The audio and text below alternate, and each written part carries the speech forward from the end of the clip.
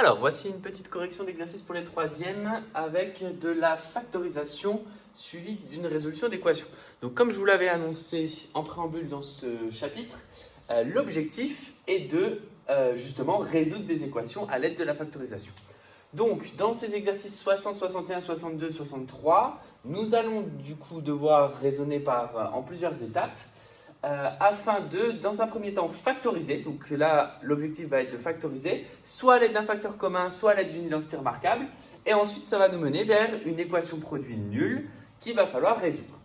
Donc pour cela, l'exercice 60, nous avons donc l'expression donc, à factoriser, x carré moins 5x.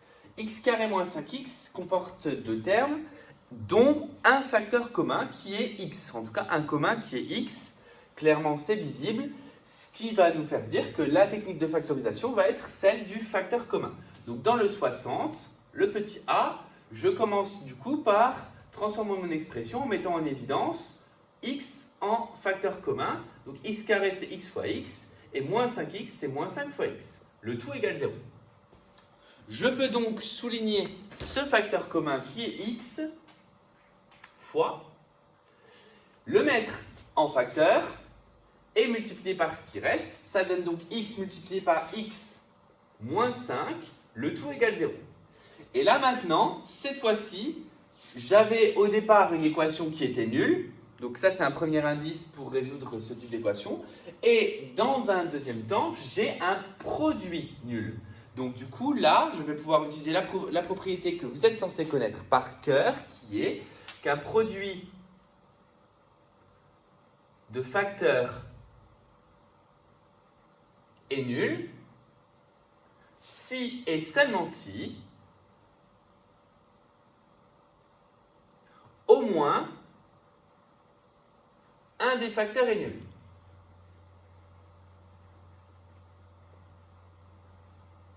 Ce qui signifie qu'en termes de facteurs, il y a donc x et il y a x moins 5, ce qui vient à dire que x doit être égal à 0 ou x moins 5 égale 0. X égale 0, c'est une équation qui est directement résolue puisqu'on a la valeur de x, elle vaut 0. Et x moins 5 égale 0, en rajoutant 5, de chaque côté, je trouve x égale 5. Ce qui revient à dire que les solutions de l'équation x carré moins 5x égale 0 sont donc 0 et 5. Il y a donc deux solutions. Donc voilà ce principe-là de factorisation, propriété, application de la propriété solution, on va le faire dans les 6 cas qui sont présents ici, en sachant qu'il y aura des cas qui vont être peut-être un petit peu plus faciles que d'autres. Donc là, je vous en profite pour ceux qui ont eu du mal, pour essayer de faire exactement la même chose dans le B.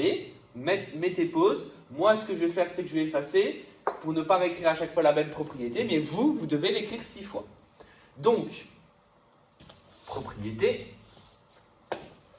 hop, autre équation, 6x carré moins 18x, donc le B, égale 0. Donc cette fois-ci, il y a x en facteur commun, mais pas que, puisque dans 6 et 18, je peux aussi voir que 6 est commun. Ça veut dire que j'ai 6x multiplié par x qui donne bien x carré, moins 6x multiplié par 3 qui donne bien 18x.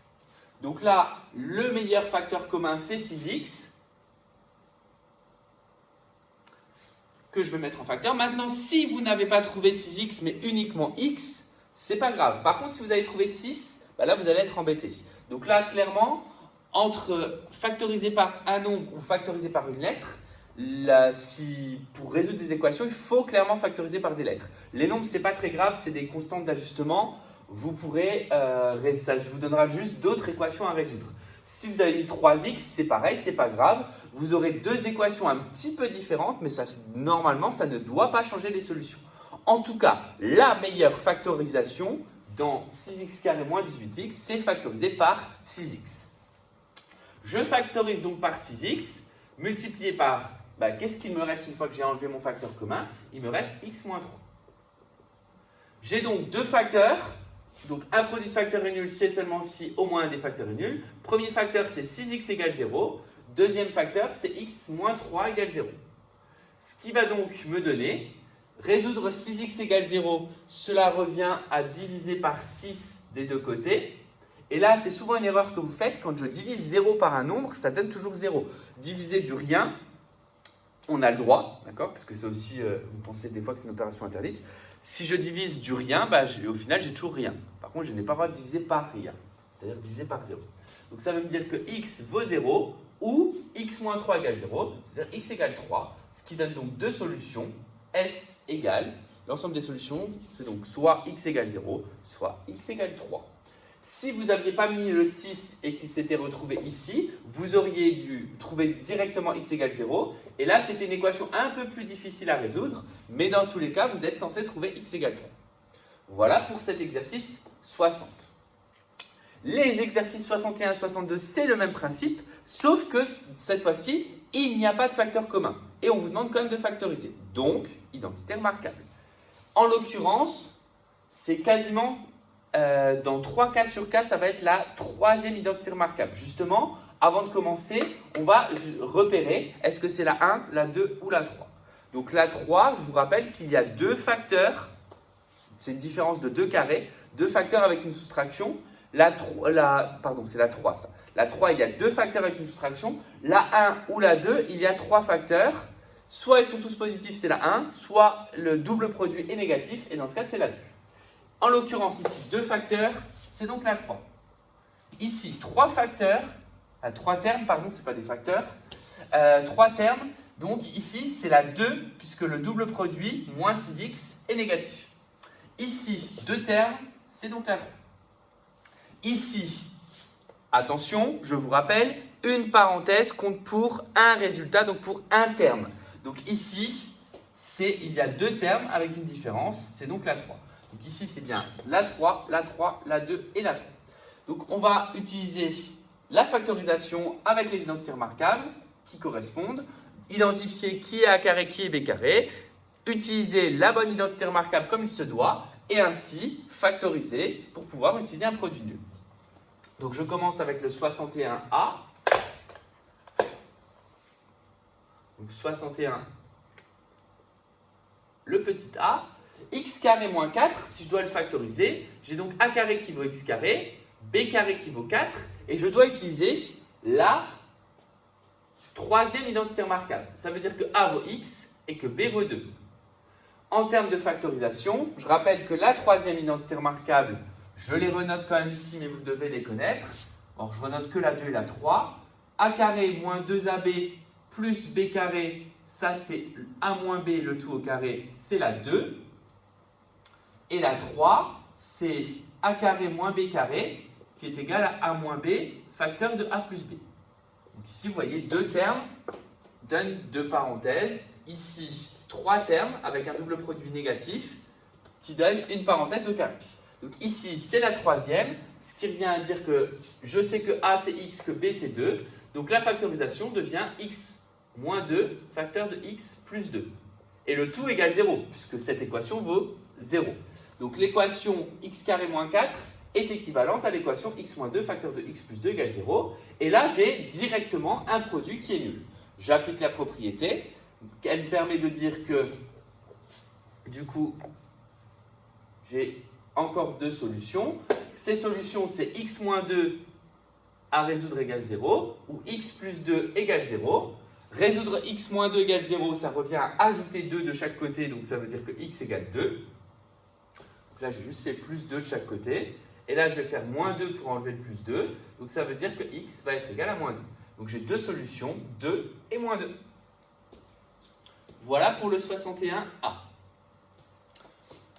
Encore une fois, je laisse le temps d'avaler. Une fois que ça c'est intégré, vous devez du coup faire la même chose avec le 61B. Le 61B, c'est la deuxième identité remarquable.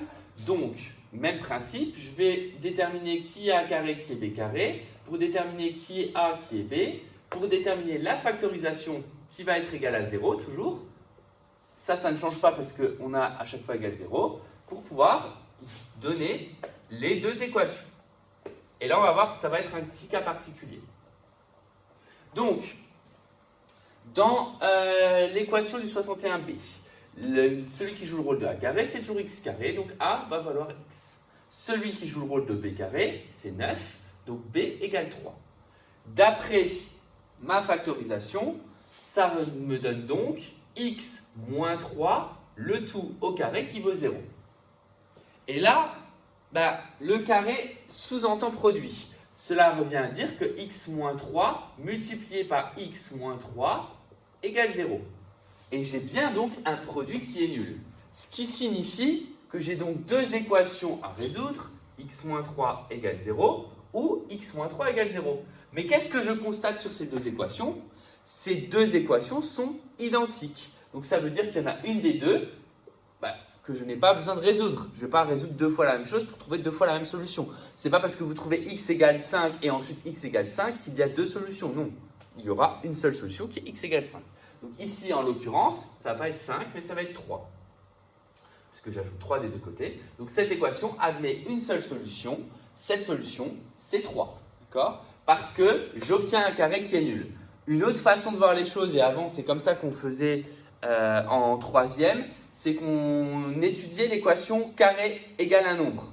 En tout cas, un carré nul, ça donne deux parenthèses qui valent 0, mais comme le carré donne deux parenthèses identiques, cela revient juste à dire que l'expression sans le carré vaut 0. Donc à un moment donné, si vous trouvez une expression au carré égale 0, cela revient à juste dire que x moins 3 égale 0. Mais ça, en voici la preuve, parce que ça revient à dire deux fois que x moins 3 égale 0. Répétition, une chose qui ne sert à rien puisqu'il est déjà faite, donc du coup juste x moins 3 égale 0. Voilà pour le 61b. Maintenant on passe au 62 de la même façon.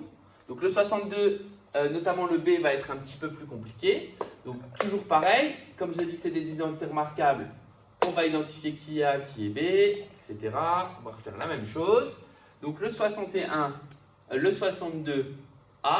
j'ai donc 4x carré moins 1 qui vaut 0, c'est la troisième identité remarquable.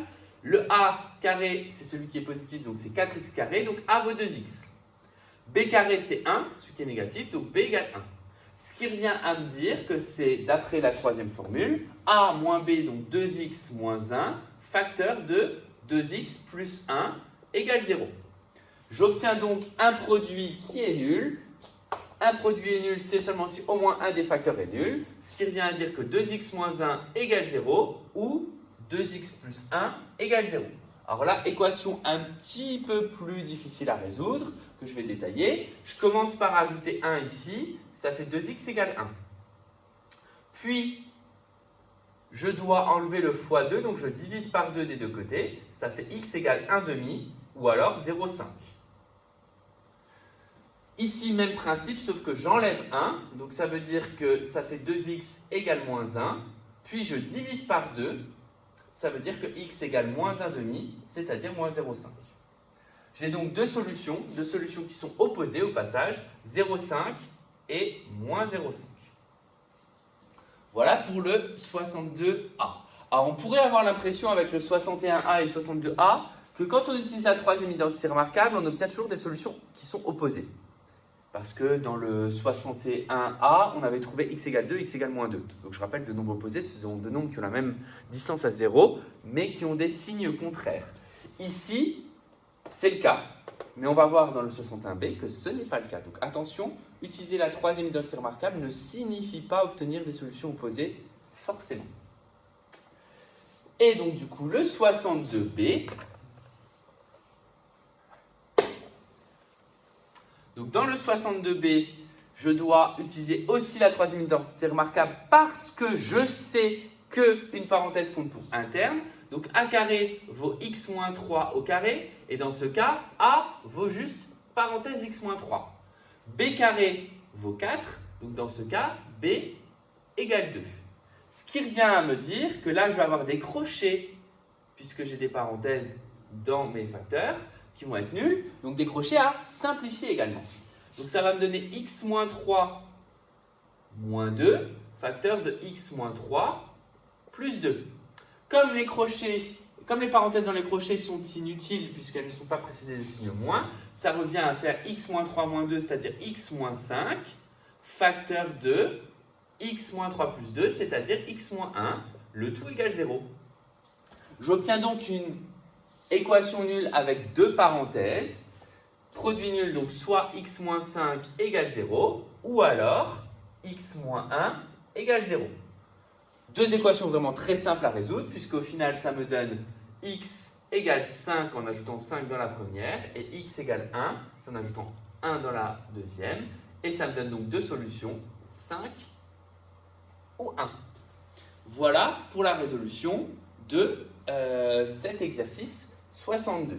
Donc vous voyez ici la différence un petit peu entre 60 et 61, 62 par exemple, c'est qu'on a factorisé avec un facteur commun pour résoudre une équation produit. Ici c'était forcément avec des identités remarquables, et là on va voir un petit peu plus quelque chose qui ressemble au brevet avec un programme de calcul, puisque ça mélange souvent le tout. Et je vous ai mis d'ailleurs un exercice, je crois que c'est l'exercice du brevet de l'an passé, où on va parler de plus de développement que de factorisation, mais moi je vais faire des parenthèses sur la factorisation.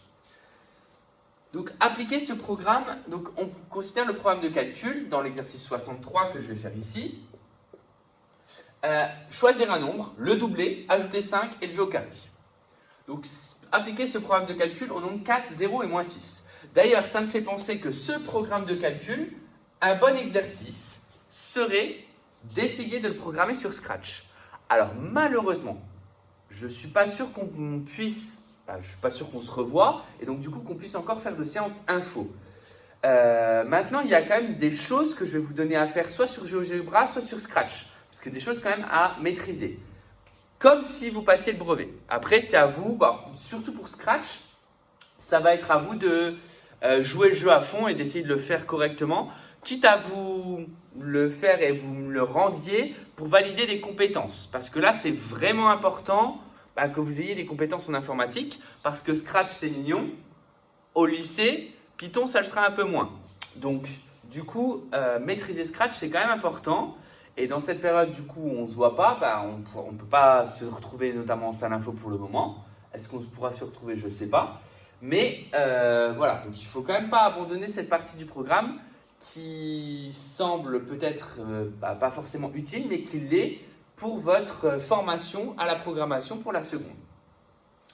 Donc, je reviens là-dessus et donc je ferme la parenthèse en disant que ce type de programme, vous devez être capable sans aucun souci de le programmer sur Scratch. Alors, choisir un nombre. Donc, ça veut dire que je vais choisir par exemple x. Là, en l'occurrence, je choisis 4. Ensuite, je le double. Le doubler, c'est le multiplier par 2. Ça fait 8. Si je choisis x, ça va me donner quelque chose en fonction de x. Donc on le fera de toute façon après tout à l'heure avec x. Ajouter 5, 8 plus 5, 13. Élever au carré, 13 au carré, comme vous le savez, ça fait 169. Ainsi, si je choisis 4, le résultat est 169. Phrase réponse. Si je choisis 0, je le double, ça fait 0 fois 2, ça fait toujours 0. Si j'ajoute 5, ça fait 5. Et si je le calcule au carré, 5 au carré, ça fait 25. Ensuite, si je choisis moins 6, je le double, ça fait moins 6 fois 2, ça fait moins 12. J'ajoute 5, moins 12 plus 5, ça fait moins 7.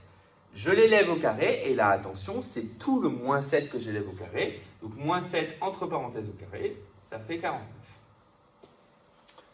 Ainsi, si phrase réponse, si je vous la dicte uniquement, et vous, il faut que vous l'ayez noté sur votre cahier d'exercice, si je choisis 4 avec ce programme, je trouve 169. Si je choisis 0 avec ce programme, je trouve 25.